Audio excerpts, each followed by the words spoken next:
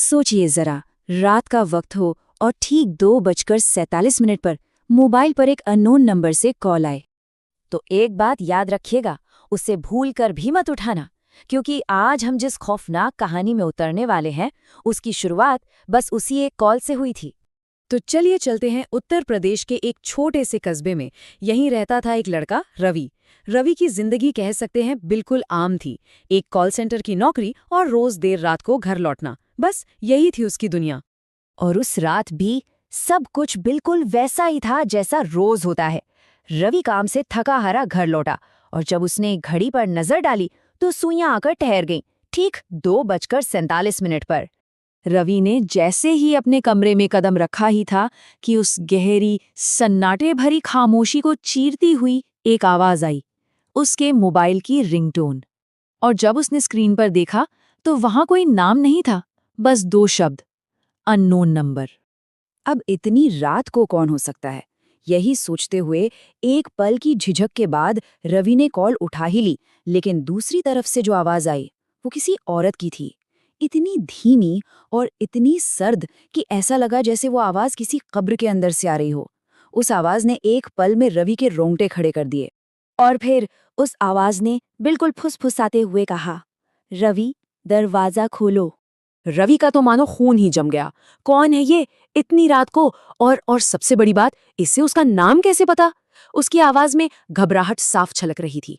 उसने बस इतना ही पूछा, आप कौन हैं?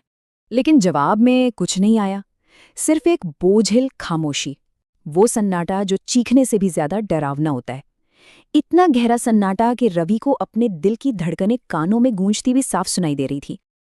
और फिर कुछ सेकंड बाद वही बर्फीली आवाज फिर से गूंजी।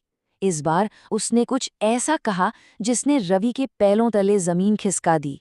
आवाज ने कहा, मैं बाहर खड़ी हूं, मुझे बहुत ठंड लग रही है। अब ये सब सुनकर ना रवि का डर गुस्से में बदल गया। उसे लगा कि कोई उसके साथ बहुत ही घटिया मजाक कर रहा है। उसने बिना कुछ सोचे फौरन कॉल काट दी। लेकिन जैसे ही उसने फोन रखा, मजाक हकीकत बन गया। असल खौफ ने दरवाजे पर दस्तक दी, क्योंकि अब वो आवाज फोन से नहीं आ रही थी, वो दरवाजे से आ रही थी। कोई सचमुच बाहर था, कोई उसके कमरे का दरवाजा खटखटा रहा था। धीरे धीरे 3 बार, ठक ठक ठक। रवि का दिल अब सीने से बाहर निकलने को था। उसकी हिम्मत जवाब दे रही थी, फिर भी उसने कांपते हुए दरवाजे के छेद से बाहर झांका, पर वहां कोई नहीं था। गलियारा बिल्कुल खाली, एकदम वीरान और खामोश। उसे लगा शायद उसका वहम होगा।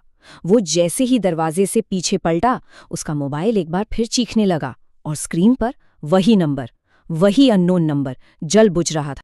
अब तो रवि की हिम्मत जवाब दे चुकी थी। फिर भी उसने कांपते हाथों से कॉल उठाई, पर इस बार आवाज फोन से नहीं आई। ऐसा लगा जैसे कोई ठीक उसके कान के पीछे खड़ा होकर फुसफुसाया हो, और उस फुसफुसाहट ने कहा, अब तो देख लिया ना, मैं बाहर नहीं हूं। इससे पहले कि रवि इस बात का मतलब समझ पाता या डर के मारे चीख पाता, एक झटके से कमरे की बत्तियां बुझ गईं और चारों तरफ सिर्फ घना, दम घोटने वाला अंधेरा। उस अंधेरे में रवि ने महसूस किया कि कमरे का तापमान अचानक गिर गया है।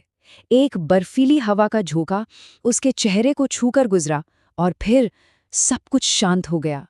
एक मौत जैसी खामोशी। अगली सुबह हुई, जब काफी देर तक रवि अपने कमरे से बाहर नहीं निकला तो पड़ोसियों को कुछ अजीब लगा। उन्होंने दरवाजा खटखटाया, आवाजें दी, पर अंदर से कोई जवाब नहीं। आखिर में घबराकर उन्होंने मिलकर दरवाजा तोड़ दिया। लेकिन अंदर जो मंजर था वो किसी के भी होश उड़ाने के लिए काफी था। रवि अपने बिस्तर पर बेजान पड़ा था। उसकी आंखें डर से पूरी तरह खुली हुई थी और चेहरा ऐसे पत्थर हो गया था जैसे उसने अपनी मौत को अपनी आंखों से देख लिया हो। पर कहानी का सबसे खौफनाक हिस्सा अभी बाकी था। वो था रवि के हाथ में पड़ा उसका मोबाइल। उसकी स्क्रीन अब भी ऑन थी और उस पर लास्ट कॉल की डिटेल्स थीं। इनकमिंग कॉल, टाइम रात के 2:47 और कॉलर का नाम रवि। इस एक घटना ने उस पूरे कस्बे में एक ऐसा डर भर दिया जो आज तक कायम है। ये कहानी वहाँ की एक लोकल लेजेंड, एक शहरी किंवदंती बन चुकी है। लोग कहते हैं कि अगर रात के ठीक 2:47 पर कोई अननोन कॉल आए तो उसे उठाने की गलती कभी मत करना। तो सवाल अब यही उठता है इस कहानी को सुनने के बाद, क्या कोई देर रात किसी अनजाने नंबर से आने वाली कॉल को उठाने की हिम्मत करेगा?